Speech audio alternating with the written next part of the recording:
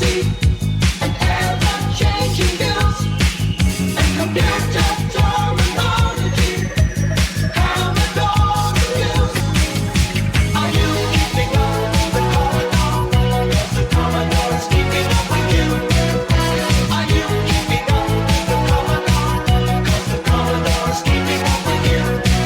Are you keeping up? Yes, the Commodore is keeping up with you. Are you keeping up? Yes, the Commodore is keeping up with you. Hello and welcome to this special episode of Zapped to the Past. As ever, I'm joined by Mr. Graham Raddings, and normally we review games that were released for the Commodore 64. This week, we are chatting with someone who made games for the Commodore 64, both back in the 80s, and then he started making them again now, for some reason, which we'll hopefully find out later. It is our great pleasure to welcome Mr. Carleton Handley to the show. Hello. Hello. Mr. Handley. Are you okay? I'm not too bad, thanks. You? I'm good. Yes, it's all good here. A bit hot, but it is the summer. Hot? It's No, nice. you need to be up north. Not so hot up here. Well, I think we're not so. I think we're the other side of the country. Where you? I don't know where you're based, but Ramsbottom. Sounds painful. yes. I forget when you live here that it's a silly little name. But I just thought it was an exclamation. I was like, okay, each their own. Nettleton. Let's just say Nettleton. So, Carlton, would you? Some of our listeners may not know your work. They may not know who you are and why are we speaking to you. But so, would you like to just give us a quick précis of why it is we've got you on the show? Sure. So in the 80s, after I left school, I started developing Commodore 64 games at a company called Walking Circles. We mainly did work for Domark, but we had to do again for Elite Systems as well. Obviously, in the 90s, Commodore 64 stuff faded away, and I carried on in the games industry for years. I left the games industry 2010-ish because there's too much crunch and things like that, and you're a small part in a big machine. So around about 5 years ago, I missed the Commodore 64 so much I started developing modern games for it. So I think there's lots there that we need to dig into. And so let's get on with some of these questions. So you started out Walking Circles, but that's not quite. I mean, were you on a YTS? Yes, but the YTS was at Walking Circles. So I don't know if you remember this company. They were called Lothlorien. Lothlorien, yes, we've come across their work. So they were based in Bury, and they did war games, mainly on the Spectrum, I think. Very early strategy war games. And they set up a YTS course, and that involved 1 day at a college and 4 days on placement at local companies around Manchester. So I interviewed at Walking Circles and Software Creations and had a placement at Walking Circles. Okay, so you got that job on the back of the Lothlorien work. Well, the place the YTS was run by Lothlorien. They actually called themselves Icon Design by then. So it was run by them. But I was at Walking Circles, and after about 2 months, Walking Circles needed a Commodore 64 developer, so they took me on full time. I didn't actually stay that long on the YTS. Okay, but before you did the YTS, because I'm fascinated by the fact that there was even a YTS for games, games design back then. It just blew my mind. I didn't even think those things existed.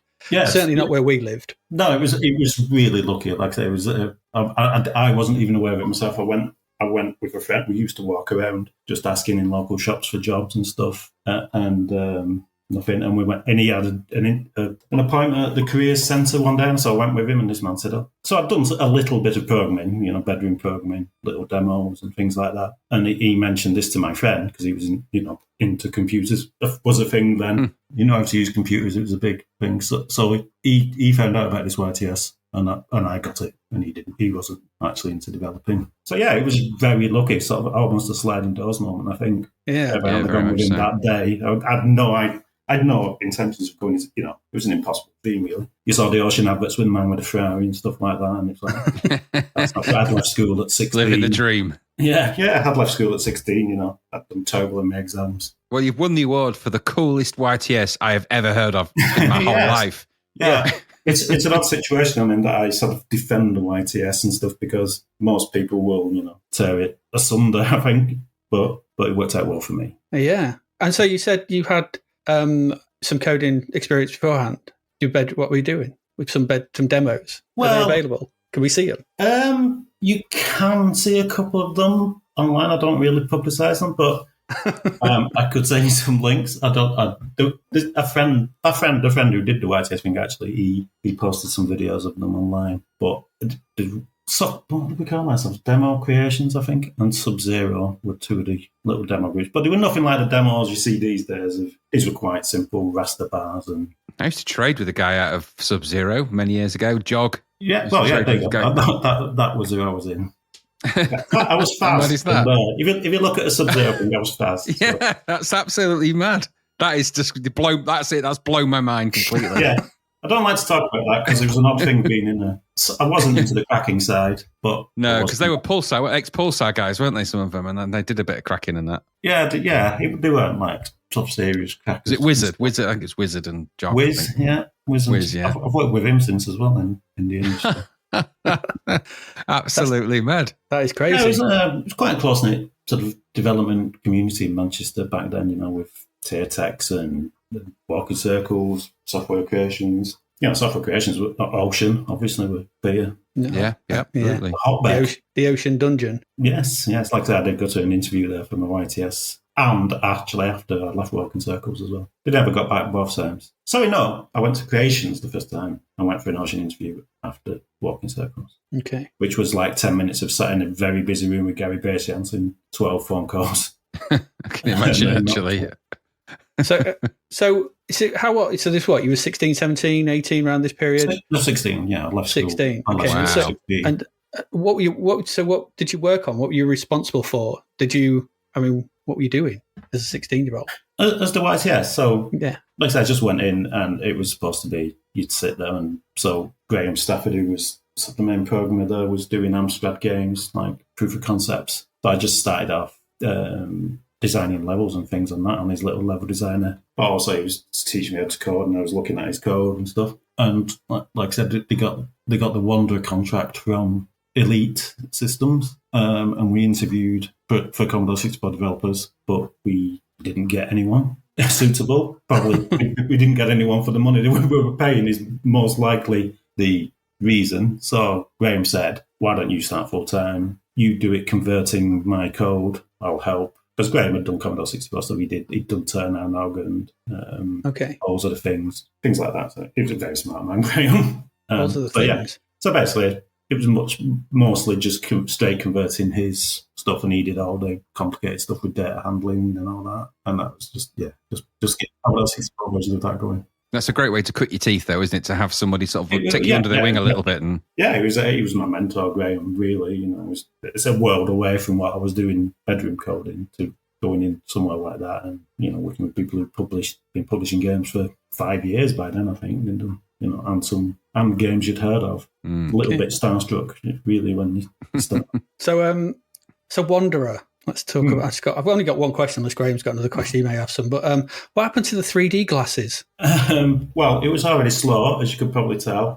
But strangely enough, it would have been slower. But the real reason we didn't do it was that the Commodore 64 palette wasn't suitable for the glasses that were done. I suppose you can't do 3D with shades of brown. It's practically nearly pure RGB, so the Spectrum has that, and all the others, but Commodore obviously has its weird palette. So that's why we didn't do it. Yeah, because that aspect of it isn't actually that difficult to do. Just draw the same scene from two slightly different angles. But yes, the palette didn't work with the glasses that they were. And I assume you could make glasses that filter out the Commodore 64 level, but I think they probably just didn't want. Maybe we even sort of ran a version with the dual frame. How many? So having to draw. So it's having to draw it twice. How it was? I know the C64 is not really known for its vector power. No. Having to draw it twice. Like I said, it runs at about 5 frames per second as it is. So that'd be half that, and we'd have the colour version. That sounds like a standard Commodore 64 vector-based game. There wasn't much. I think you did your rewards a few years back, didn't you? And I voted for Mercenary for my best graphics of the year, and I seem to remember you were quite surprised on the podcast. But it was because, that was so rare on the Commodore to see true 3D. I played Elite a lot, but it was flickery and things. Yeah. It was Elite was better on other machines, always was. It's just, so it is what it was. But we had the music. exactly. We've always got the music. That was, I mean, that's the C64 owner's fallback, isn't it? To anybody, it's like we've got sit chip. Sit chip. Stand back. We've got sit chip, everyone. Sit chip come in. You can't help. There's the trips to Dizzo and to Lave and back again. We've never been so exciting thanks to the sit chip. Yeah, I think that the problem happened that once people started doing Commodore 64 stuff, specific people like Braybrook and all that, you got true quality that used the power of what the Commodore had. But like the time I started, there was still a lot of let's just shovel anything that's this has done well on Specky. Let's stick that on there. This is well, it might come as no surprise that we're still seeing that, and we're up to 1990. In fact, I played something today that might be the epitome of that. It was one of the worst things I've ever seen. I was like, what was that? What's it called? It's some arcade port of a really obscure Sega pinball. Time Scanner. Time Scanner. Time Scammer. Yeah. Time Scammer. That one. It actually scammed me of my life and time that I'm never going to get back.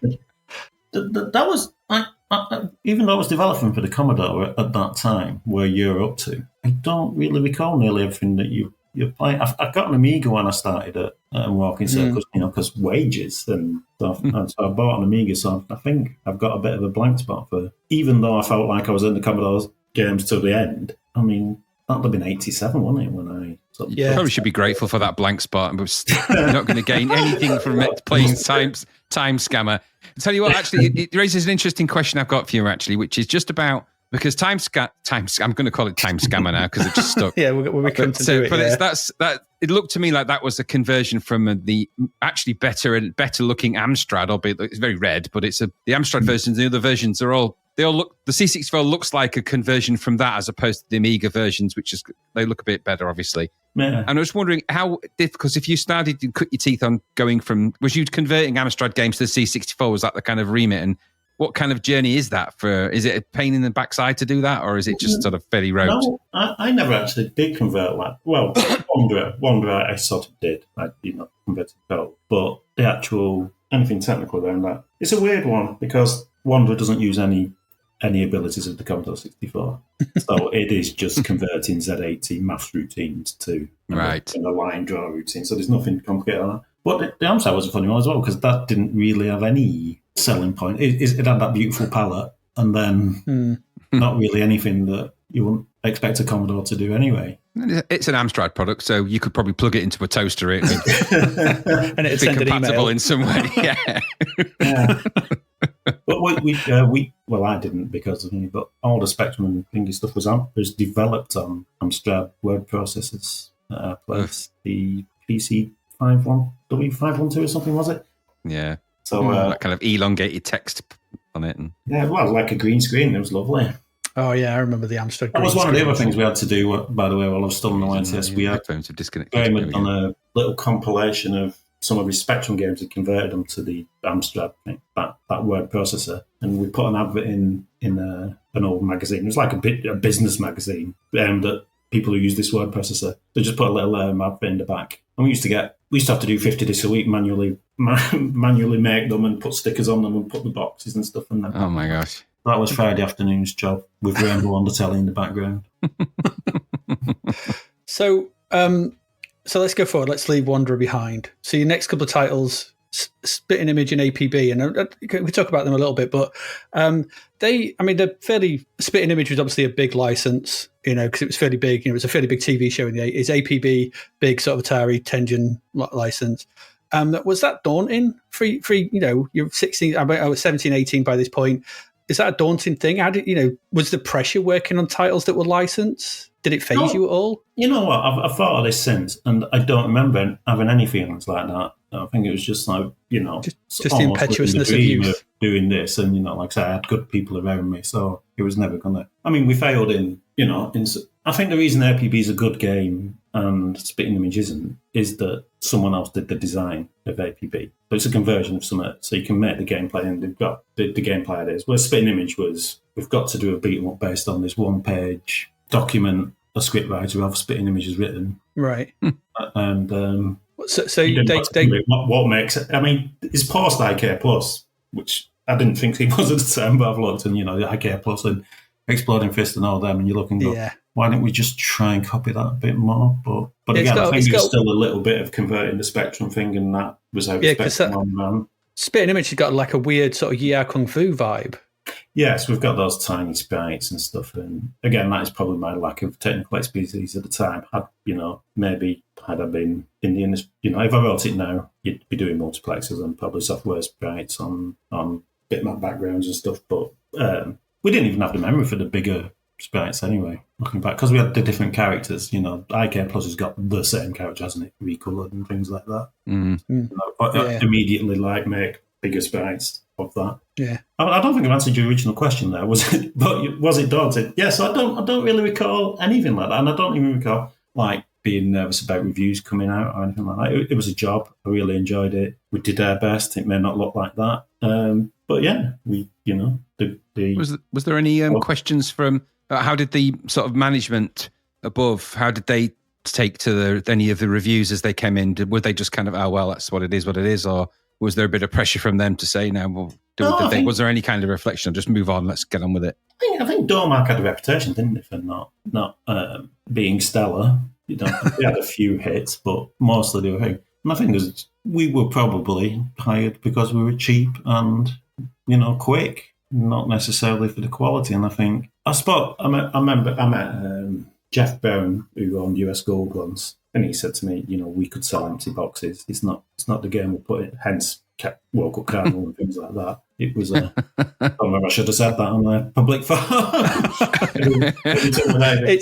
think you'd admit that. It's something we've sort of discussed and ruminated on for a while on the podcast. I think is the dodgy. Yeah. Oh well, not say dodgy. The questionable business practices of some of the bigger publishing labels. Yeah. But there wasn't really even production or QA or anything at that time. Yeah. They weren't sending someone up and sitting on an A and shouting those and saying this and this. They basically said, here's the arcade cabinet for APB, for instance, or here's send us a build in 3 months and we'll publish it. It was pretty much that. Were they prescient of piracy at that time? Were pirates the enemy of all game publishers at that time? Because it was pretty rife at that point in the late 80s. It was kind of crazy at that point. I think that's just baked into what you were doing. I think in the industry, certainly where I was, piracy wasn't considered a lost sale. Those people were never going to buy it. Yeah. So it was I'm not so sure that's totally true, but I think, kids in playgrounds who were copying stuff. And, I copied stuff. We all had copied stuff, but I still bought the things I wanted, that were coming out if I had enough money. Mostly Mastertronic and stuff like that, usually, But when I got a job, Elite on the Amiga come out, I'd go out and buy it. And even though I could have had a pirate version 2 days later. But I don't know whether that's because I was in the industry. And But maybe. I don't think I'd have been paid twice as much if there was no piracy, put it that way. Yeah. I think I would. I obviously didn't work in the industry, but I bought the games that I was going to buy. I think you were the same, weren't you, Graham? We just bought those games that like your Last Ninja and things like that. We were going to buy them, so we bought them. Those other games we played, like you said, I was never going to buy them. No. We were also lucky in Grimsby as well in that we had a dodgy store that would sell really? copies. See, I object to that much more. Yeah, When everyone did take money off someone else's work, I dislike. It was ropey. They didn't last very long after they started doing that. No. They had a mountain of tea bags in their little shop as well. Like we used to joke about it, but you'd go in there, it stunk of mouldy tea, and then there was it was like a dark cave. It was a front for jokes, Graham, and you were just thinking of the tea bag. That's your little naive. In Grimsby, it's tantamount to the same thing, I think. There was some bags of weed on the floor.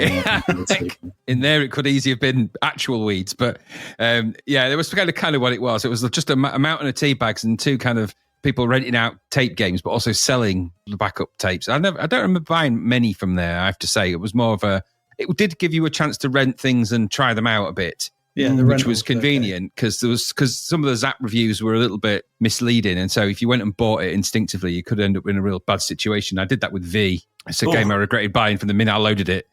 Yes, No, I just I instantly felt aggrieved because there was no lizards and I was locked in a room, not unable to get out. This is crap. But did you have the thing where if you bought it, you would have persevered much more?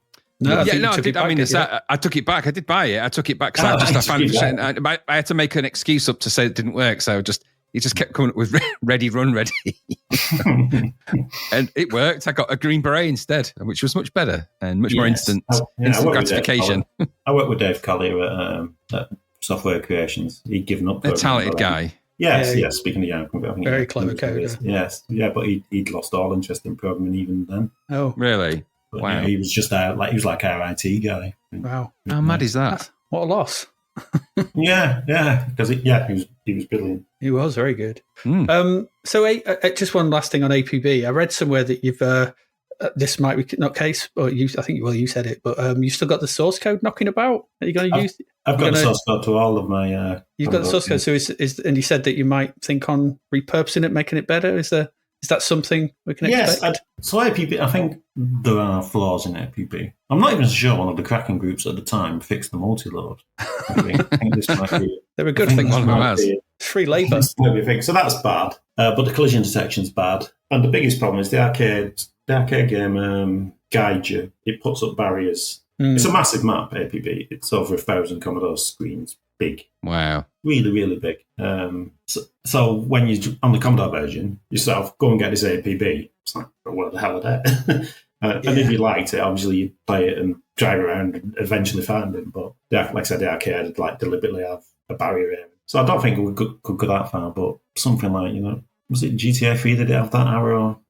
Or Crazy Taxi? It might be Crazy Taxi arrow. Some little arrow that roughly pointed to where the APB was to help with. Yeah. I think that was a better game overall, just those tweaks. I think that was one of the things we picked up in our review of it. It was like, it just felt a bit, which, like you said, go do these things. Like, well, where is it? You've got this massive map. It's like, don't know where to go. But it's a shame. I don't know. And also, because it's such a big map, and I think probably 0% of people have ever seen 80% of that map. So it might be nice to have some sort of free driving about sort of mod where you could, all the APBs were actually in the map. Where they are and stuff, and just stuff like that.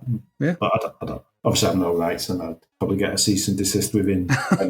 We'd just call it something else. Just have to repurpose it. Yeah, three different letters. Yeah, 3 different letters. Yeah, FBI, CIA. I don't think they're taken. No, avoid them. Yeah, BBC. Yeah, ITV. Just a car chase game. Yeah, that's good. That'll work. Yeah. I don't know. I don't know what you just want to do. Okay. It's what I struggle. We'll get onto this anyway, but I struggle with game design even now, which is often why my modern games are based on other people's work. Well, so that's why APB would like that. But I'm getting ahead of myself. I think. Yeah. So the next one, I'm not going to speak much about this. Is your Rugby World Cup game? Yes. I was curious about this. I played it. I had a look. And I was like, it's a weird thing to turn rugby in, trying to emulate kickoff. Yeah, there you go. I loved kickoff too at the time. As I mentioned, I was on Meek, and we played that, me and my friends. Yeah. Full nights of playing that. And it was like, well, let's do that. Let's do a snappy, what kickoff is to football, we'll do with rugby. But yes, it didn't quite work that way, and it ended up as just basically it'd break into script. Rugby at the time, to be fair, was exactly like that, just rucks and mauls. But I had no interest in rugby as a sport, really. I think the Dormar corners were into rugby. Public school bars, they didn't buy an official license. There's all sorts of weird stories about rugby. The Zapped, about the Commodore, is it Commodore format? They printed the wrong review next to my game and gave it 90%, and it was for the organic game. So in a future episode of Zapped to the Past, you'll be able to get the letter that Dormart wrote in, sort of justifying that it was actually a true review and stuff. So. Look out for that one. Yeah, so it's okay. But yeah, basically we called it Rugby the World Cup instead of the Rugby World Cup to make it look official. And I think we had about you could call it A-PB. Yeah. You don't have to call it. It's a PB. I think people are a little bit more on the ball with this sort of stuff these days than they were. Rugby the World Cup. Yeah, I like it. I don't think there was even an official license back then of rugby. I think EA do one now, don't they? But, yeah. Do they? Yeah. So another thing, you do your research and you come across weird things. Did you do the IBM version of Hunt for Red October? I did. Yes. I saw that come up. Was Sean Connery involved? Did he lend his naval expertise anywhere? Did he pop along, look over your His shoulder? accent. Grand Slam got in touch. They had HTA.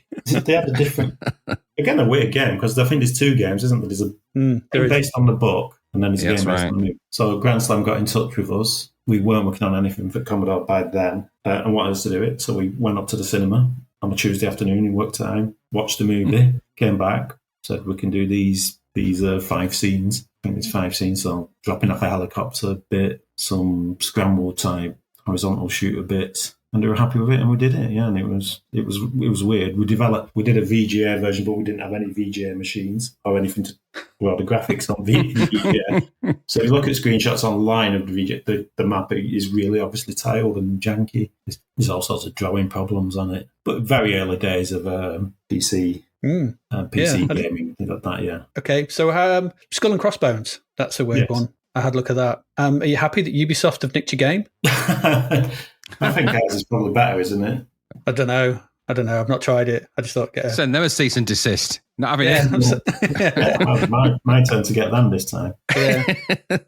Your game has a striking resemblance to ours. There are pirates, and it's called the same thing. Yeah, I think they're the. Well, I'm surprised it's not. I'm surprised the name's not owned by Atari because it was a Tengen coin. Yeah. And I think Dome might just had the Tengen license. They even published under Tengen, didn't they? And I think they just got everything that came from them. And I don't think the arcade cabinet even came out in the UK. Did it not? But no, I don't think. And it's not even an arcade club in Bury, so it must be pretty obscure. They've got everything in there. They have everything. Yeah.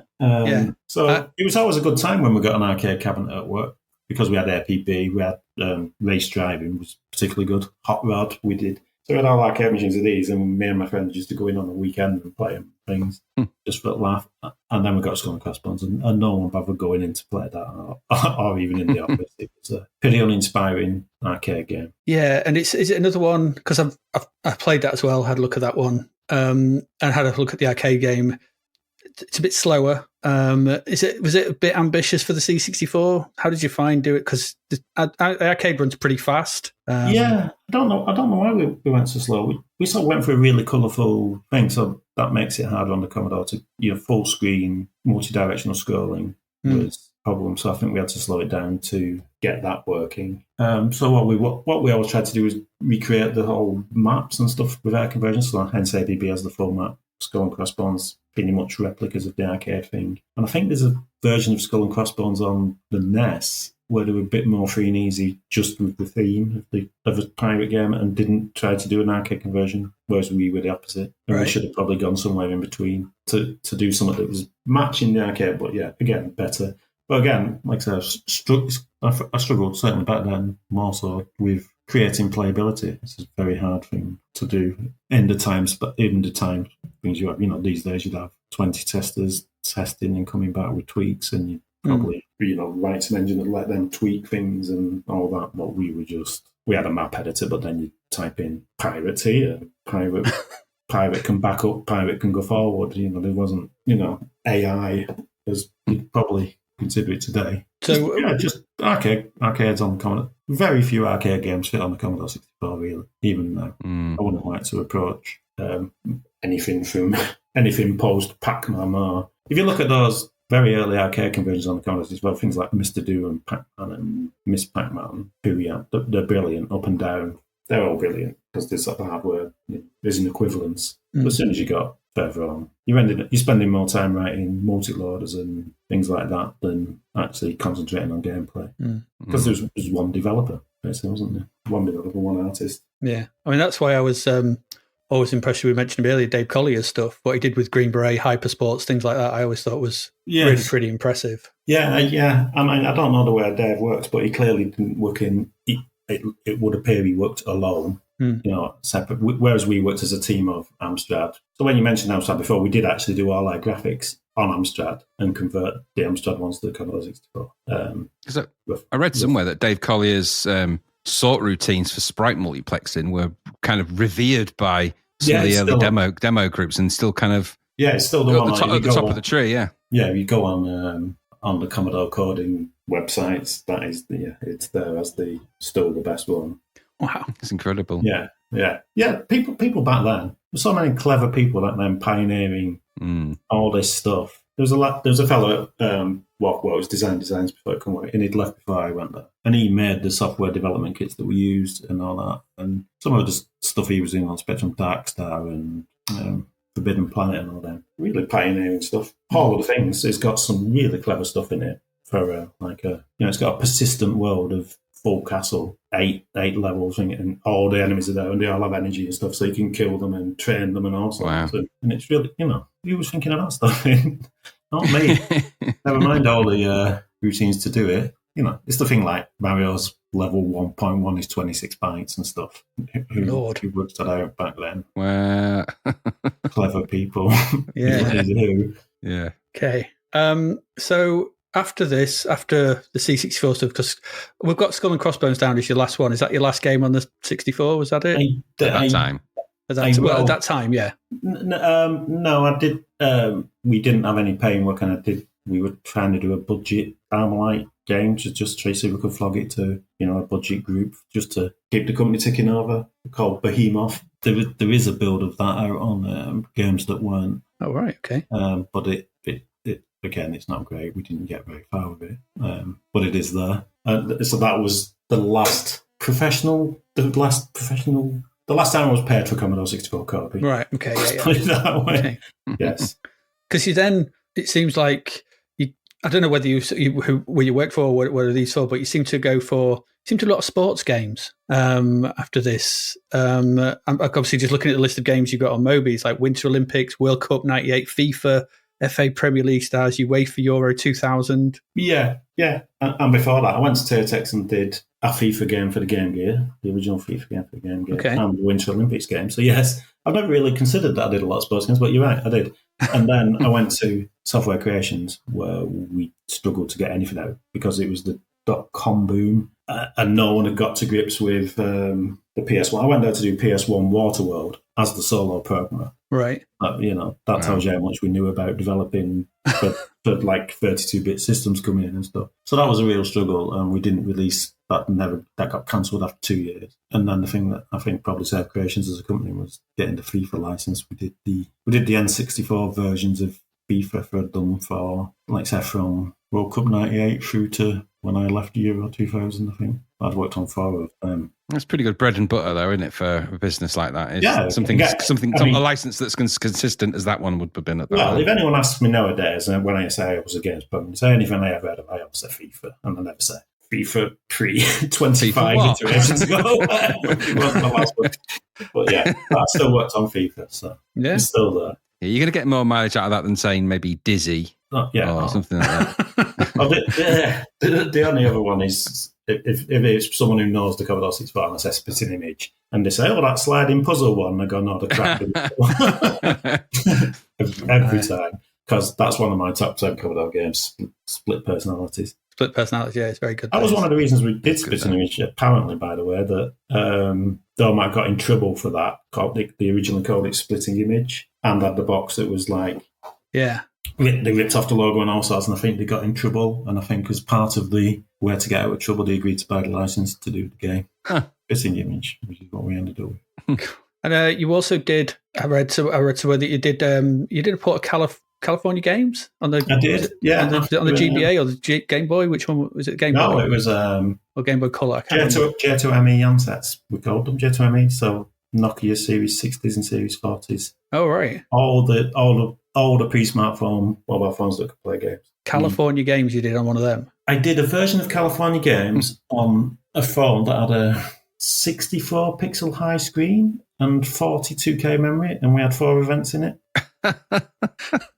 How did that work? Very tight compression and what we used to have to do on that, I think we supported 3,000 different handsets even then. Wow. So what I had to do was, as we had a porting team and we had the developers, so we did 7 base versions. So we did the high-end version and blah, blah, and then they had to, but we had to do the very lowest one, and then they had to fight to fit them on the more suitable one to each phone. That is But yeah, crazy. it was pretty good, that California game. It was a game I really liked. And again, because I could base it on something that was already there, that you didn't have to spend your time doing that. You could spend your time really refining things and getting a full version of California games into, like I said, the 80K. Pretty broad spectrum of computing environments that you've coded upon there. I mean, is there? Did you actually have? Was there one sort of kit that you used for all of these things, or was this different code bases, different languages? What was the kind of setup for something like that? All different languages. The Commodore 64, I was lucky enough to have something called PDS, which a lot of people didn't have, which was a PC that you could connect to a Commodore 64 directly. So if it crashed, you didn't lose code or anything like that, and you could save and compile in 2 seconds. I used to read Andrew Braybrooke's diaries before I started. Then he'd be like 20-minute compile times and stuff, and we were like 2 seconds and things. But yeah, then... Yeah, again, we used the PC to do the Game Gear stuff, but we had a big, chunky, basically circuit board with loads of chips on and stuff, and you could put a sort of LCD screen on it for the Game Gear thing. But again, that was similar to the Commodore, but then you were coding in Z80 instead of 6502. PC again for N64, but coding in C, all of them. J2ME is Java 2 Mobile Edition, it stands for. Oh my gosh. Yeah, I've written Z80, I've published Z80, C#. Millie Molly's written in C#. Currently writing in Swift for my job. Yeah, programming's programming. One of you is a programmer, aren't you? At least one of you. I'm hesitant. I think I'm hesitant to call myself a programmer listening to that lot, but same. I get by. Yeah, I make games in Unity. Actually, programming to me is not necessarily a language so much as the what you have to do in programming. If this, then that. Yeah, logic. Okay, do that is programming, and just if it's a slightly different syntax, it's not. Right. Yeah. I remember speaking to Jim Bagley some time ago about asking him a very similar question, and he said, as long as I can get something moving on the screen, I'm good to go. yeah. And these days with the internet, it's quite easy to get examples and things and get up and running. Like my current job, I'm mostly an iOS developer now, and that's what I was hired at, but we needed a server written in Golang, so I did that. So, written in what? Experience. So just like, well, instead of trying to hire someone and stuff, and we need it soon, let's do one of them. What language was that written in? It used to be called Golang. It's just Go now. Google's thing. Okay. I know people do all the hard work. All for nothing. All those programming skills you developed, Aidan, Havitos, has never really amounted to much, has it? Only you spoke Havitos. Well, when I left my contract, I was working on the 3 mobile app, and I left that, and I decided to convert Millie and Molly to iPhone. So I downloaded Unity, and I'd written a version in 6 weeks, from scratch, that I published. Nice. And it's very good as well, I have to say, because I've been playing it. Thank you. It's very proud of that game. Mostly. Yeah, as you should be. It's excellent. It is very good. But before we get to Wellens app, I might have got my second Sizzler. Ooh.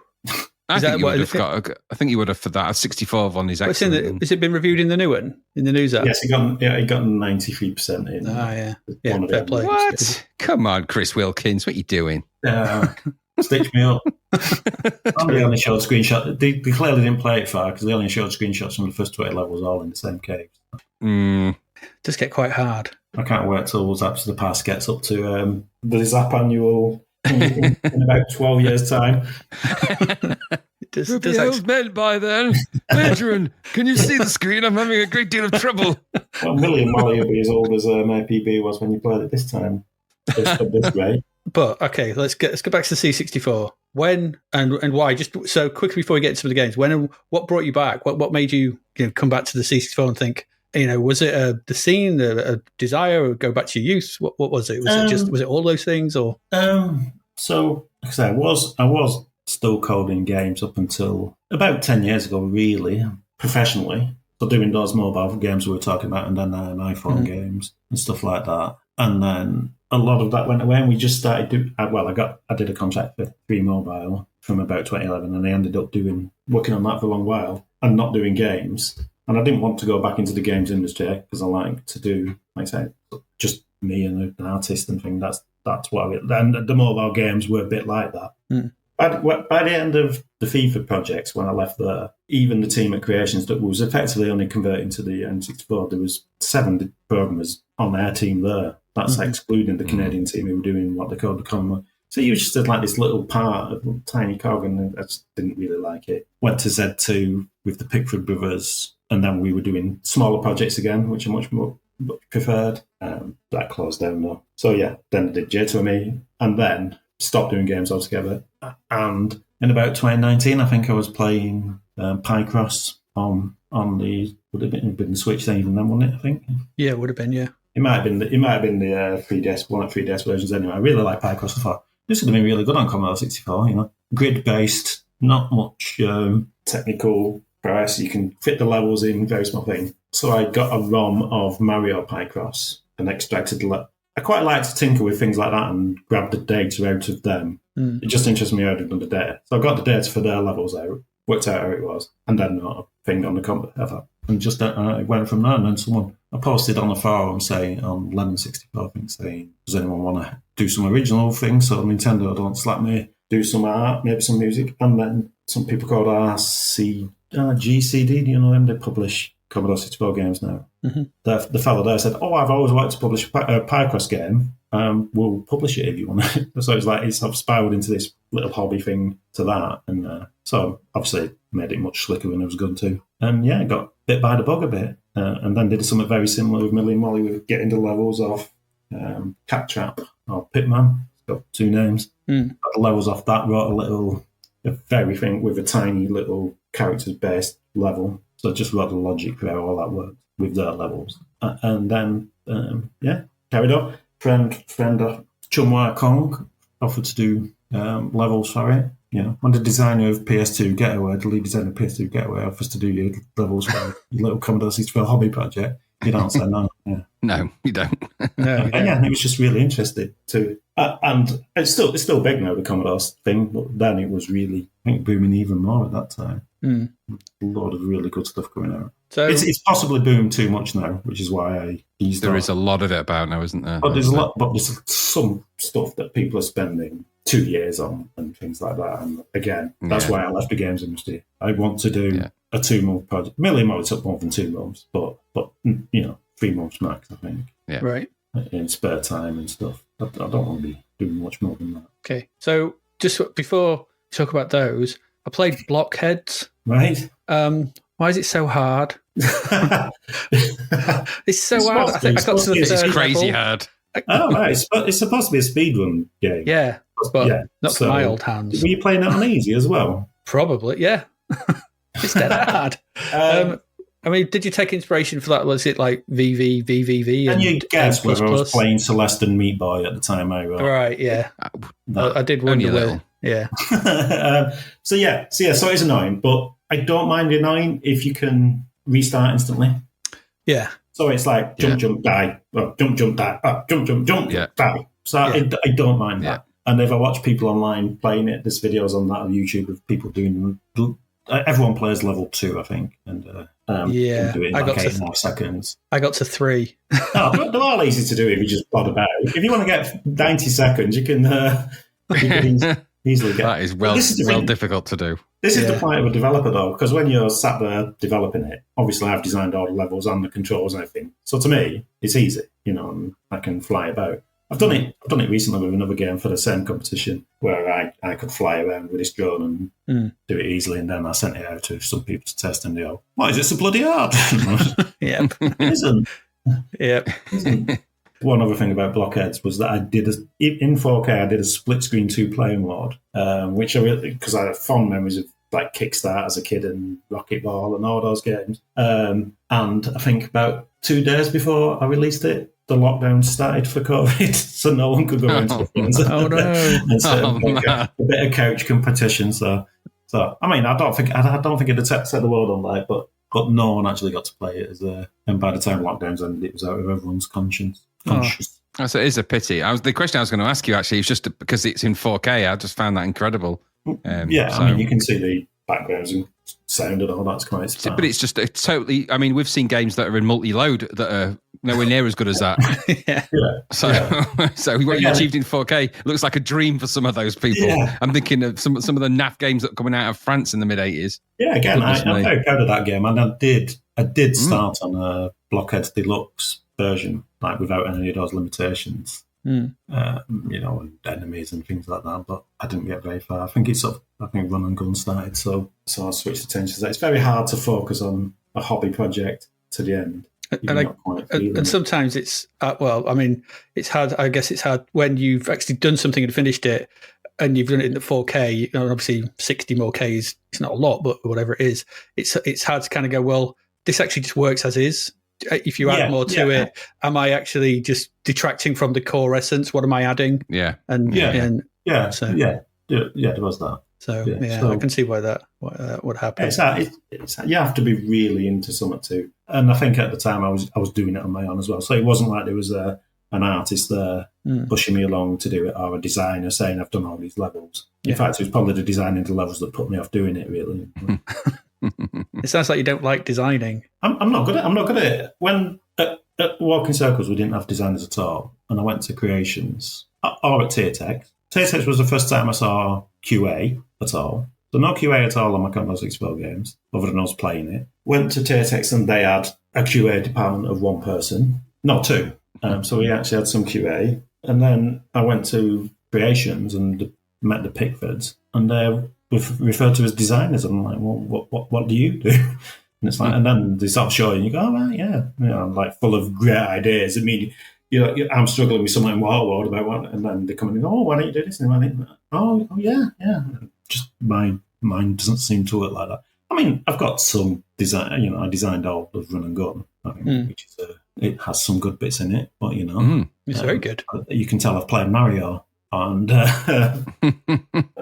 and stuff, but I can't. Original ideas are very hard to come up with. Yeah, fascinated when you see these like little indie games now, which is mostly what I play. Like, have you played Animal Well? No, I've not played that one. No. This is a sort of new thing that a solo developer's done, and it's quite 8-bit in style, right? Metroidvania thing. But some of the ideas in it just blow my mind. That you could think of that. I think the two that recently, the ones that got me, there was I think this was Baba Is You, which I imagine you'd probably like. I absolutely love that. Yeah, I thought you would. Yeah, it seems right up your street. Yeah. Downwell. I'd like to do a Commodore 64 version of it again. What, Baba Is You? Yeah. I think do a Commodore 64 version of that. Yeah. Yeah.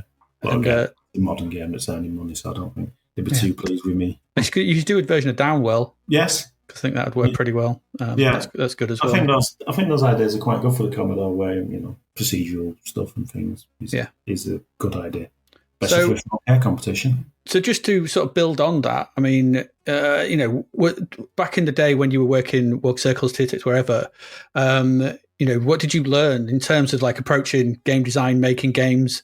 What was, what have you taken from that? And was there much scope for it back then? Because everything was all so much licensed stuff. Did you have much in the way of thing? And then, have you brought that into your modern stuff? Yeah, I think you just learn how to bring a game together. Steve Pickford, when I started there, he put a little blog up on their website, as I do saying, there's lots of people who can program, and there's lots of people, there's thousands and thousands of much more technically gifted people than me. But it's the bringing all the parts of a game together and how you construct a game. So you get loads and loads, and I've worked with loads of people who do like a brilliant tech demo. Oh, I've done this 3D shit. It's like, yeah, but no one's interested in that. You need a game. You need the start, the end, the front end, the dull bits where you're doing the same thing. So all that on all them disciplines and testing your own code, which we had to do because we didn't have QA. It's something I see a lot in modern workplace, that a lot of developers just don't just rely on the QA department to QA stuff. They don't sort of test it themselves and then go, and just make sure, can you do the odd stuff? I've seen people submit code that doesn't even compile and things like that. So I think that's what I learned, that sort of thing is sort of structure and just a general work ethic. When I first started the YTS, it was effectively like work experience, really, more than a job. And the college stuff we had to do was nonsense because everyone else, I think 90% of the people on that course couldn't program at all. So whereas I, like I said, done some programming, the people who were teaching you were sort of collared in and employees of. I mean, do you know Doug Anderson? He's the A of A&F. Wrote Chucky Egg on the Commodore 64. Well, he was the publisher. Okay. But he did the Commodore and BBC conversions of Chucky Egg and stuff like that. He was my teacher at the college course, and I don't think he particularly wanted to be there teaching very random kids who got lucky at the careers office. Sounds better than the teachers we had for computer studies back at school. Yeah, I didn't even do computer studies at school. Neither did they. No, well, that was it. It was like, yeah, it was a maths teacher who got stuck a few kids in front of BBCs. I don't think anyone knew what they would do. Yep. Yeah, it sounds familiar. Very familiar. Yeah. We've got some questions from some of our patrons. Would you mind if we ask them as well? Absolutely not. I see if I can keep on track with these. Yeah. I seem to keep wandering off. That's fine. I mean, some of these we've probably already covered, but some of them haven't. So, what was your favourite game of the? This is from Lee Dove. He's one of our patrons. This is what was your favourite game of the C64 area. What is your favourite now? It'll be the same, I think. Is it Mercenary? No, Thrust. Oh, That's my favourite Commodore 64 game. Something else that could do with a sort of nice little update to pick up the frame rate control. But the game, it's just such an excellent game that I can't not go back to it even now. Classic music in that one as well. Well, there you go. Yeah, one of the first Robert Bard tracks. So slightly ruined by, if you listen to it on the intro thing, when it blanks the screen, the Commodore 64, it stops the interrupt, so the music stops as it's flicking between the high score table and the little demo run. And it's really annoying. So I think that was one of the first things I ever programmed, was to rip the music from that and play it. There was a demo called Thrust Concert back in... Oh, there was one. Was it Stoke? That was a better way of listening to the Thrust music. Yeah. What did you think to Thrust 2? Let's not. You see, you said joystick, and we got joystick control in Thrust 2, and it was that monkey's paw going, "Oh, you want joystick control?" And it's not. No. Yeah, it was horrible, wasn't it? That was horrible. That. Yeah, it's a shame. What's your least favourite game? Commodore 64. This is mean, isn't it? Yeah, that's not mine. Yeah, you can't pick Wanderer. I think disappointing was Miami Vice. I remember buying that, but I said before that we spent £10 on that, and we were so desperate to like it that we sort of mapped it and things like that. Even though it was just a crap game, it was like, but we sort of mapped it and said, "Oh, this baddie comes out here at this time," just to try and get some of our money out of it. So yeah, that was probably my most disappointing purchase. Yeah. Oh, you bought Miami Vice. Yes, that's what I'm saying. Yeah, Lord. Oh yeah. I mean, you can't. I feel like in my wallet now. You can't complain if you buy it and it's a bag of tosh. Because if you had a tape full of turbo loaded games and you put some on, if it's not grip you in 5 minutes, it's gone on it. And again, I probably missed some good stuff doing that as well. But I don't know. We're very good now with the 5 minute rule, I think. I'm trying to think if anything's got more depth than that. There was a game called, is it called Time Machine? US Gold published it. And it looks terrible. Is that the one where it starts with you a little Norm in front of the fireplace? Is that the one? Oh, no, that's Time Tunnel. Time Tunnel. That looks terrible. And if you don't, but I really like that once for some reason I gave it another go. Maybe Zapped give it in a decent review. Yeah, that was a really good game that I didn't buy. Yeah, that was okay. It did have the baguette. You're right. I remember the baguette. Yeah, you have to throw the baguette into the... Yeah, it's meant to be a log, but it looks like a French baguette that you throw into the fireplace. They gave that away on a cover tape in the end, didn't they? Time to know. Yeah, I think they did. It's weird, isn't it, that Commodore 64 graphics was so bad back then? In some instances. But like the first 2 years, considering what he's capable of, artists, I suppose it's just a technical side of it, but, artists were quite good back then. Yeah, I mean, if you look at Defender of the Crown, for example, I mean, you look at a game like that. I mean, I know it's not got a lot of the fancy animations, but you can see that the machine's capable of pretty, well-engineered screens, and they look like the things they're meant to be. And then you see some of the horror show games that come out, with their what's his name, Win Bobner, and some of the others. And Lee Enfield. And Lee Enfield, stuff like that. I'm just about to say Bob Winner is the thing we laughed at the most at work. Because it was dreadful, wasn't it? And then there's this sort of weird kick you can do. Like the tamest kick in video games history. Game where you kick people in the shins along the River Seine. So, I remember we were just laughing at that in the office when we used to play a lot of games. It's so bad. Well, weird that you've said Bob Winner there, because I was going to go there, but I went awful. And I actually paid for it. Okay, I've got what piece of coding? Oh, this is interesting. What piece of coding by your contemporaries impressed you the most? I think that Pig's Quest. Have you seen that? That's out. This is one of the games that the recent one where they've spent years, but they've done some very clever stuff that people like using bitmap screens as to me, it looks as though it's character mapped with all its limitations. Well, it doesn't, but it looks like that sort of game. And the trouble is, the really big stuff like that is using things that we couldn't use then. It's using cartridges and fast swapping out memory. So you can have a beautiful looking bitmap screen, which you wouldn't be able to do back in the day. Well, we did have cartridges, didn't we? But no one was going to the expense of them. So I'm very impressed with them sort of things. But what about from back then?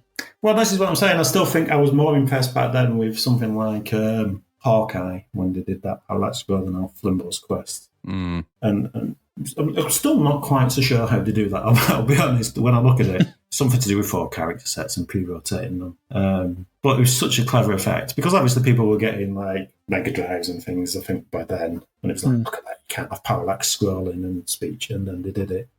But just like anything like that back in the day, stuff like Armalite with all its sprites flying around. But they did clever stuff like, designing it so that it didn't really push the multiplexer. All those, hence, the explosions still move when something dies, because otherwise they can control where every sprite is on screen, basically. So a nice split. They're never going to get the danger of 9 sprites on a row because of the way they've been. And then all the software bullet, all that stuff, really clever. But yeah, I couldn't really single anything out. There's lots of good stuff going on there, but I'm much more interested in the game, I think, than a technical showcase. Yeah, that's a fair point.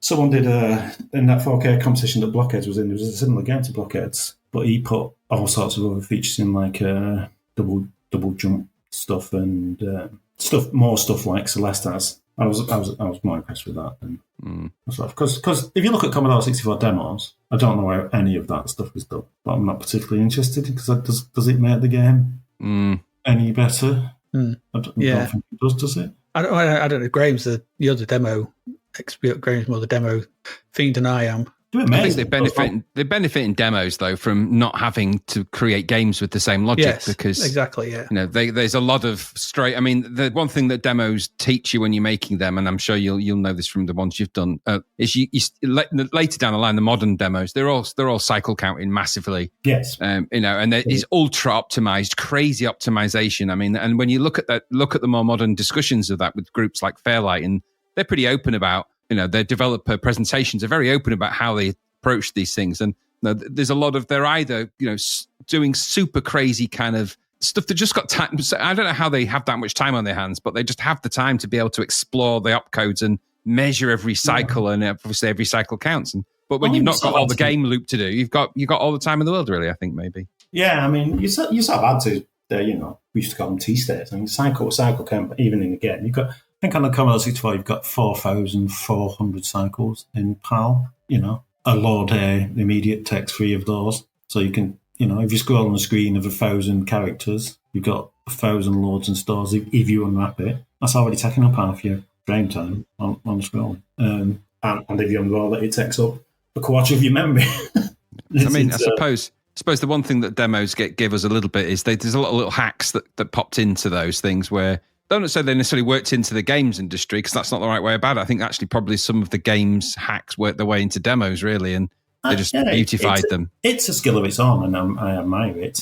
But it's not really something. And it's like, wow, how is that done? But yeah, I don't know where to look at it now. You'd look at some of the. I mean, even some of the top coders were looking at a recent. I was looking at a recent demo breakdown with the chap from Fairlight, and even he was having difficulty explaining how they'd achieved this particular multi-split complicated doodah, and they'd finally conquered the first 3 something or others. I was like, this is just they're almost speaking machine code to each other now in like a fluent way. Well, someone said to me when I did Run and Gun, did I use, I can't remember the name, there's a 3-letter acronym for everything on the Commodore 64, isn't there?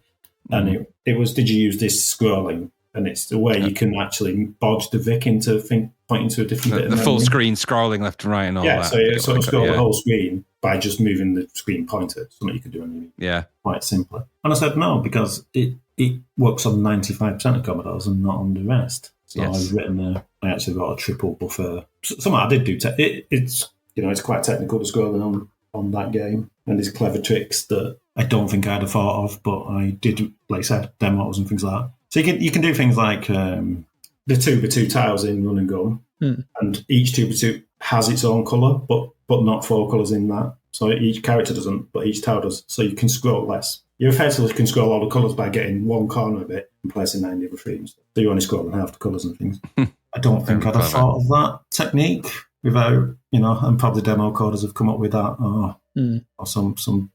So that's Sarah Jane who does some very impressive stuff. That Blair Witch Chronicle is Briley Witch. Briley Witch. Yeah. Very clever. That's impressive for one person to do as well as a hobby. Yeah, she does have shooters as well. Is it Gemini Wing or? Yes, yeah, and you see they're very. Some of the stuff in there, I was looking at that sort of that sort of depth sort of thing they do when you like flying over canyons. Yeah, with the amount of power like scrolling going on vertically, it's like how's that? What? Yeah, it is. That is a use of some technical stuff that works for the game. That game looks so much better for that. Yeah, it's very clever. Effects. Just one more from Dr. Goggles, who's one of our patrons. What's the main differences between coding for the C64 now and in the 80s? Is there the access to information? Yeah, really, that's what I figured it was going to be. The internet, things like that, and like I say, I wrote my own multiplexer for Run and Gun. That's the only game I've put a multiplexer, and I wrote my own, but I did look for ideas on how to best sort things and stuff like that. So back in the day, you wouldn't have done that. You'd have had to go to the library to get a book, maybe, or buy a book. Like my Commodore 64, these still on my desk here from thinking. But these are the two things I had when I was a developer. Yeah, I've still got mine. That was it. That was our own information. So anything beyond that, theories about things like that. So that ring-bound book is the Book of Power, isn't it? It is. And also, you still got the big schematic in the back. Probably. I don't know because it wasn't mine. Look, it's somehow got property of someone from Ocean, so I don't know who he is and how I ended up with it. It's just he'll listen to this and go, "That's where it went." Yeah, it even says this is David Blake's Hands Off. So if he's listening to your podcast, he can have it back. I love it. No, it hasn't got the ski mask in the back, but I can send off my warranty card. You probably should by now. Yeah. Just like ringing some of these numbers we see in the games we play. Like I don't think. Yeah. So yeah, just that and discussion and finding like-minded people who want to help out, all that stuff. Yeah. Do you code on? Sorry, go on, Graham. Go. I was just to say, do you code on 64 hardware? Do you compile and then move it across? Nowadays there's a plugin for Visual Studio called VS64. See, this is the odd thing that people write stuff like that in the spare time that I can use. There's an assembler called Kick Assembler. Yeah, that's what I've been using to tinker with. Kick Assembler is really, really nice. You can sort of program within programming in Kick Assembly. You can do all sorts of scripting languages and stuff like that. Yeah. Does that just connect straight to Vice or something? Or do you use Vice? Yeah, so you use Kick Assembly, use VS Code to edit the code, and VS the plugin will compile it and launch Vice for you. Right. Yeah, really handy. And it can even do some fundamental debug. That is still worse than it was back in the 80s. The only bit, step tracing through code. Yeah. You could do that on real hardware on the stuff I had in the 80s, and it's very hard to do that. Well, I also have a Commodore 64 there in the Kung Fu Flash cart. So to try it properly, I'll put a build on that and then play it on there. Because generally you're developing in PAL, even now for the Commodore. And modern PCs don't run in PAL. So you scroll and stuff looks wrong. PAL, from Rome up there, isn't it? That people are saying NTSC was better, but we all played PAL games and the speed they were all designed for it. And as a programmer, you lose 20% of your cycles in NTSC. So yeah, the 4,400 suddenly drops to about 3,800. Every cycle counts. Every cycle counts.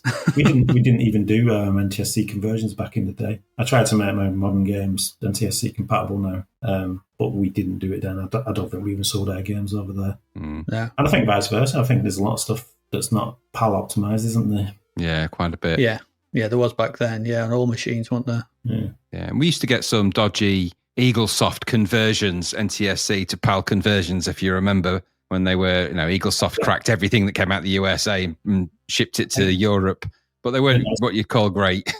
No, I think that was my first experience of piracy, though, that we got Leaderboard, an Eaglesoft cracked version of Leaderboard before it was even released in the UK, like I said. Yeah, I remember they issued that.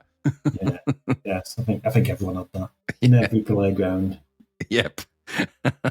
I missed one of my GCSE exams playing Leaderboard and forgot that the exam was on. That was a good game. It was a good game. I think it was game of the year 86, I think. It was. Yeah. Deservedly so. So even like playing sports games, it turns out. No, that's the brilliant thing about Leaderboard. You know, I'm not a particularly big golfer, never was, but I remember that game just hooking me completely back in, back then. And when we played it again for the podcast, it was still brilliant. So, and it's still how I judge old golf clubs to this day. I look at it and go, that 4 irons easy going to do 140 yards. I don't know what I'm talking about. Until you forget to switch from the one wood when you put in. Yeah. I've always wanted to do that though. Go on a putting green with a pro golfer and put with the driver just to sort of wind them up and go, that's all wrong. What you're doing is wrong. I did this in Leaderboard and it works. Now leave me alone. Indeed. Right. I think that's it. Graham, you got any more questions you would like to ask? I don't. No, I would just like to say it's been a great pleasure, and I have had the pleasure of playing all of the recent games. So Run Gun I thought was exceptionally good. Mm-hmm. I think is it credited as one of the first C64 games with a proper double jump as well, I believe. Is it? I don't know. Yes, I read that in one of the reviews that it's like, it's a double jump. It is. Someone asked me if that was a technical challenge to do a double jump, and basically no, it's just that you stop. It's actually harder to stop you doing 2 jumps, really. Yeah, because basically the harder part is actually detecting when you're on the floor and things. So yeah, you could have infinite jumps basically by just sort of saying, "Don't check if you're on the floor," and don't check it. Jump again. Yeah, so that's what but. That was a game idea that no one had thought of in the 80s. That's the reason it wasn't on the Commodore. Not crazy, and it's so cool. Yeah, and Millie and Molly is I know there's a lot of modern games out, and I'm not just saying this to blow smoke, but it is a genuinely brilliant game on the C64. And we've played a lot of games now. I mean, well over 1,500 games, and it's nice to see a sort of a return to something that really plays to a machine's strengths like that. And I really enjoyed my time with it. Yeah. Well, like I said, and Chun's got a lot of to thank for that, because his designs. He's a proper designer. He designed all the levels in a sort of nice. The other thing about Millie Molly is you feel like it starts getting hard about 30 odd and stuff, and then you could easily go, right, I'm giving up. I can't do that for you. But the levels are designed in waves, and then there's different ideas for puzzles. Yes. So it doesn't actually really get any harder than. It just gets different. Yeah. And there's all sorts of clever stuff like that. Again, I should go back to I can't design. Whereas when Chun did it. So what actually happened is I wrote the whole thing with the cat trap levels in, and I'd written a level editor. The level editors in the Commodore 64 version, actually. And Chun designed all the levels on that and wouldn't send me any until he'd done all 100. Sent me all of them. And then effectively I had a new game to play. Like it was like a new game to me. That's very cool. How long did it take you to get through them all? A good while. Especially level 47, I think. Everybody complains about level 45. Yeah. But I had a little chart of the levels. I said to John, I think this is too hard here, or this is, and then everyone has a different one except for level 45. But everyone gets stuck on that. Well, yeah. But it's a great game. It is a great game. I enjoyed Thingy as well. I enjoyed, I know they're Picross, but I enjoyed Grid Picks and Spinning Image. I thought Spinning Image was really good. Yeah. I really enjoyed Spinning Image. Yeah, it's a very low-key Spinning Image. Because a lot of Commodore people even now don't really like... I get much more traction from Run and Gun than Millie and Molly or Grid Picks, I think. And I think Millie and Molly is my best game, and Run and Gun's my most technical, but it's not the best of the game. It's a good tie game, but there's a video online of someone playing that with no hits, finishing it in 6:27. What? No hits on the hardest level. How is that even? How do they do it's it? It's an interesting video to watch. It's brilliant. He's actually got he's filmed himself, with a proper joystick and proper hardware as well. So it's not. That is completely mad. Machine assisted. And I love that. Wow. One of the reasons I do carry on, because people like your stuff that much that they'll put that stuff into. Not Eddie so much, because you can't get past level 3 of blockheads. I don't think we'll be seeing his speedrun videos anytime soon. No, You God, definitely no, won't no. be seeing mine. God, Well, I remember this. That's the sort. I checked the leaderboard the other day for the game I made, Shudder, a few years back, and the high score on it had been something like 5 million. So I checked on Steam for ages. I mean, I only got like seventh and with 1 million odd, and I was like, oh, but so fair enough. Sort of thing.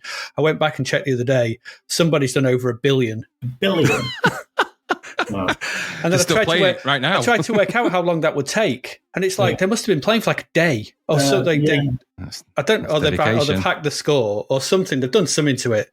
But I was like, 1 billion? Good lord! I didn't even think I put in. I didn't think I put enough digits in to actually get that higher score.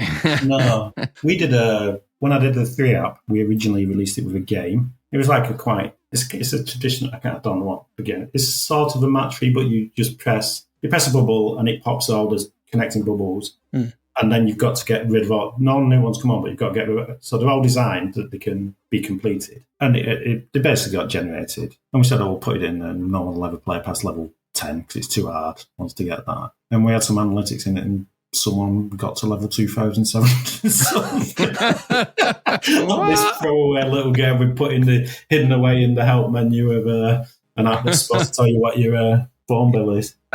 Yeah, you'll always be surprised what people do. I was like, that's kind of crazy. Well, have you played Balatro? Sorry, I'm going off thingy here. That's fine. It's fine. Balatro. I've heard of it. I haven't played it. Yeah, it's like a deck building thing, but yeah. And my and wife have got far too obsessed with that. Probably why I'm not doing any Commodore 64 games now. But there's a completionist achievement on that where you've got to get 1,500 stickers, and it seems to me if you played it every day since it came out for 5 hours, you might manage to do that. But people have. Wow. Yeah. Is Balatro, is that the poker one? Yeah, it's you basically play poker hands. But it's the poker. Was the thing. I recommend it if you've not played it. Incredible. No, me and deck builders. I'm the same. I don't play them. I've just uninstalled Marble Snap because it's annoyed me. So that's annoyed me, and I got very annoyed with playing Inscription recently. Oh, that's the freaky one, isn't it? Yeah, that did my. So me and deck builders, we know your genres, that you're good at. Well, like I say, I wouldn't play any of them, but Balatro, it takes away all that faff, and it's quite simple. Oh, don't tell me that. It's only 10 quid the online. Get it. I'll go play it. It's got the Carleton seal of approval. Okay, no. Might do a Commodore 64 version of it. I've got too much to play. Again, you could probably do a Commodore 64 version of that, oddly, because that is pure game mechanic, isn't it? And, has anybody done like deck building C64 games? No, think about it. No. There you go. No. There it is. Oh, you give me the designs and I'll... Okay. I'll rip off Balatro. We'll work something out. Yeah, we'll talk afterwards. There you go. Right. Well, there you go. I think that's. Thank you very much, Carleton. It's been awesome. It's been brilliant. No, yeah, it really has. Really has. Thank you for. Sorry, not too northern. I think I did a review for Retro, an interview from Retro Gamer once, and the only line was, "Now sit down and listen to Carleton's dulcet northern tones." Oh, charming. I don't sound northern to me. No. Queen's English here. Exactly. You're among similar northerners. We're all right. It's all good. Yeah, we're all part of the same pod, yeah. Yeah, it's all good here. So, Carleton, where can, this is your time to sort of advertise your wares, tell people where they can find your stuff. Is sites, Twitter, whatever, where can people follow, find you? So I'm on Twitter at Carleton Handley. I do have an itch page, carletonhandley.itch.io, but that mainly has my things like blockheads, and I did a game, Nuakabi, for the 4K competition. So I only has them because Thalamus Digital, a dream when I was a child to have them publishing my games. I actually handle the digital versions of Millie and Molly and stuff now. You can also play my games on Outstream, actually, as well. Surprising, lots of people play on there. It was nice to see the Thalamus logo appear when I played the iOS app on my mobile. Because that logo is kind of one of the prevailing logos you remember from the C64. That Thalamus face in the such a cool logo at the time. Yeah, they were a sign of quality back in the day. Yeah, absolutely was. Certainly earlier on, especially. Armalite and Delta, good stuff. Yeah. There you go. Awesome. Well, thank you very much. No worries, and good. So, what are you working on? Just last thing, are you working on anything? Can we get a scoop? So the 4K competition that I did blockheads and the Ricard before is running again.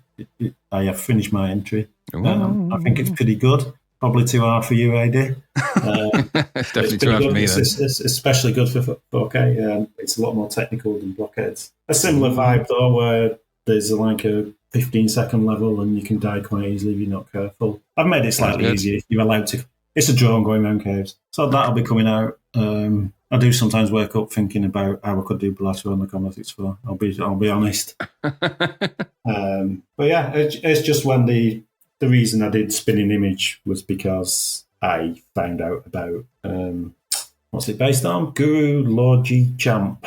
So I started playing that. I watched videos of that and then thought, again, that'd be good on Commodore 64. Again, got the data out of their version, replicated, then did my own levels and things. Well, So if someone pops up like that, some obscure old Game Boy game that no one remembers, I can bring back to the the small subset of people who play Commodore 64 games. Well, it certainly works because it had me swearing at myself the other day. Yes, it's a good game. Like I said, it is pretty low key compared to a lot of my other things, but I think it's a good game. I think so too. And there we go. Thank you very much. Thank you. We'll be back next week. We won't have Carleton, obviously, sort of thing. We're going to let him go, get on with his games. Are we? And stuff. We may do. We may put him in the ocean, our version of the Ocean Dungeon. You never know. Play some of these games that we have to play. So yeah, we'll be back next week. Win Bobner. Oh God, no! We're not playing Win Bobner again. I wouldn't force that on anyone. I'm not my worst enemy. To get Lee Enfield.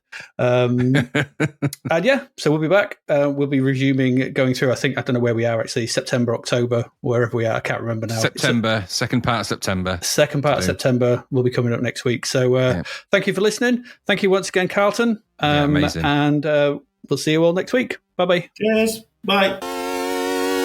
Thank you for listening to the Zapped to the Past podcast. We hope you enjoyed our deep dive into the world of Commodore 64 games, as well as the music, films and TV from around the 1980s, driven, of course, by the issue of Zapped 64 magazine published at that time. We will return with a whole new batch of games and stuff to talk about next week. Until then, if you want to listen to or download previous episodes of Zapped to the Past, and why wouldn't you, they can all be found on our website at zappedtothepast.com, as well as being available on Podbean, Apple Podcasts, Google Podcasts, Spotify, Deezer, Audible, Player FM, and, well, pretty much anywhere where we can upload them. By the way, we do always love to hear from our amazing listeners, so if you'd like to contact us about anything in the podcast or beyond, you can do so by emailing us at zappedtothepast@gmail.com. We're also active on Twitter under @ZapTother, as well as Facebook, Instagram, and most social media platforms. Just search for Zapped to the Past and you'll find us. Oh, and if you like the podcast and what we're doing, please do like, share, review, rate us. It really helps. Something, apparently. The Zapped to the Past podcast is written and produced by Adrian Mills and Graham Raddings and recorded at Flaky Bits 2.0 Studio. All opinions expressed are those of the writers, and while we indeed love Zap 64 magazine, the Zapped to the Past podcast is not affiliated with it in any way. Stay safe, see you next time, and remember, we play these games so you don't have to.